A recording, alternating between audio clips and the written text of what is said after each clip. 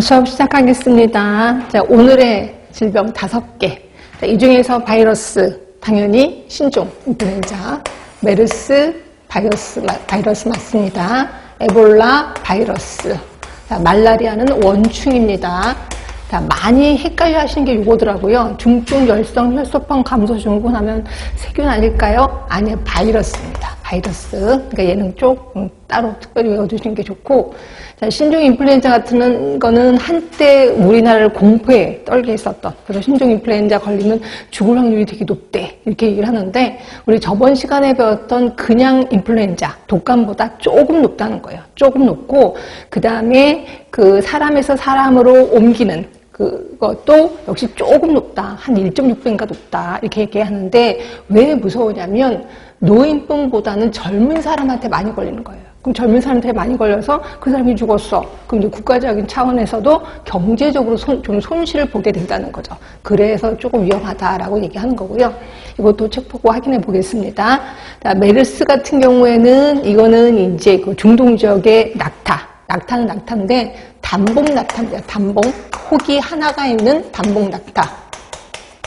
근데 그 중동 지역에서는 낙타를 그렇게 귀여워한다면서요. 우리가 이제 그 강아지 이뻐하는 사람은 강아지랑 뽀뽀도 하잖아요. 그 사람들은 낙타랑 뽀뽀도 한대요. 그래서 낙타한테는 별 일이 없는데 그게 이제 인간에게 온 거예요. 그래서 걸린 게 메르스고, 그래서 중동에서는 거의 80%가 그 병을 다 갖고 있다, 이렇게 표현하고 있습니다. 근데 이제 이게 우리나라에 오게 된 게 거기에서 그러니까 다닐러 가셨던 한 45일인가 놀다가 오셨던 75세 된 이제 노인분이 우리나라에 딱 도착하는 순간에 이제 온갖 병 다 걸리게 된 거죠.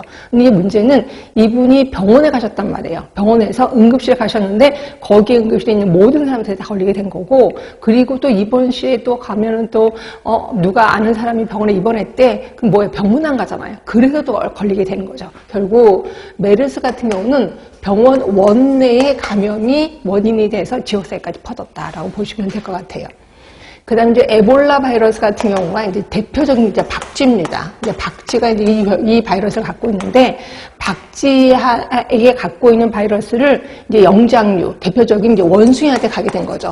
그리고 원숭이하고 인간이 또 접하게 되잖아. 그래서 결국 인간한테 오게 된 거다. 결국 에볼라 바이러스는 대표적으로 한 종이 다른 종에게 넘어갔다는 거죠. 그게 대표적인 질환입니다. 그러면 그 종만이 갖고 있는 병이 다른 종으로 옮겨갔어. 그랬을 때 그 용어가 있거든요. 특징적인 용어, 그것도 확인해 볼 건데, 그게 아무래도 한번 시험 문제에 나올 것 같은데 아직까지는 안 나오고 있습니다. 하여튼 에볼라 바이러스는 박쥐부터 시작을 했다 하시면 될 것 같고, 그 다음에 시험 문제가 가장 많이 나왔던 게 말라리아예요. 근데 이 말라리아에 대해서 직접적으로 물어보는 그 문제보다는 그냥 말라리아 하면은 우리 예전에 역사할 때 히포크라테스 말라리아 기억하시죠? 그래서 말이라는 용어하고 아리아라는 용어, 그래서 더러운 공기가 옮겨진 거다라고 얘기했었었는데, 지금은 이게 아닌 거라고 밝혀졌습니다. 자, 모기죠, 모기. 모기가 이제 문제인데, 모기 이름을 외워두시는 게 좋습니다. 모기. 중국 얼룩날개 모기예요.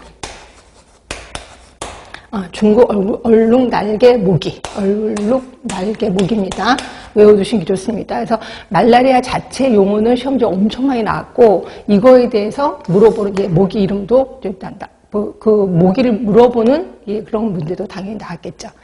그 다음에 이제 중증 열성 혈소판 감소 증후군 바이러스, 이거는 바이러스라고 했는데, 얘는 찐드기 때문에 걸리는 겁니다. 그럼 찐드기는 어디서 사는데? 쥐 몸에 살아요. 그죠? 쥐 몸에 사는 찐드기가 우연찮게 인간에게 오게 된 거죠. 그럼 그 찐드기 이름을 외우는 게 좋겠네? 네, 이름을 외우셔야 돼.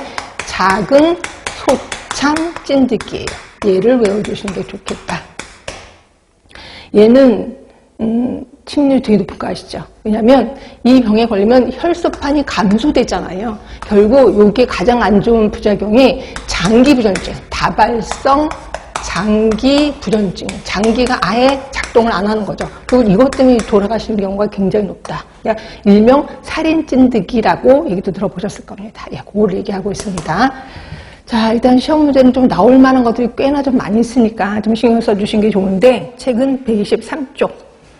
자, 거기에 신종 인플루엔자가 있고요. 자, 거기 보시면 기억번에 바이러스다라고 표현하고 있고, 니은번에 평균 잠복기 1.5일에서 2일입니다. 그 다음에 디귿번에 보시면 신종플루에 걸렸을 때 합병증이 많고 입원율 치명률이 높은 고위험군은 전체 사망자의 75% 정도로 평가되는데 합병증의 종류나 고위험군도 계절 인플루엔자와 크게 다르지 않다는 거죠. 계절 인플루엔자는 독감, 우리가 알고 있는 그 독감과 거의 비슷하다는 거예요.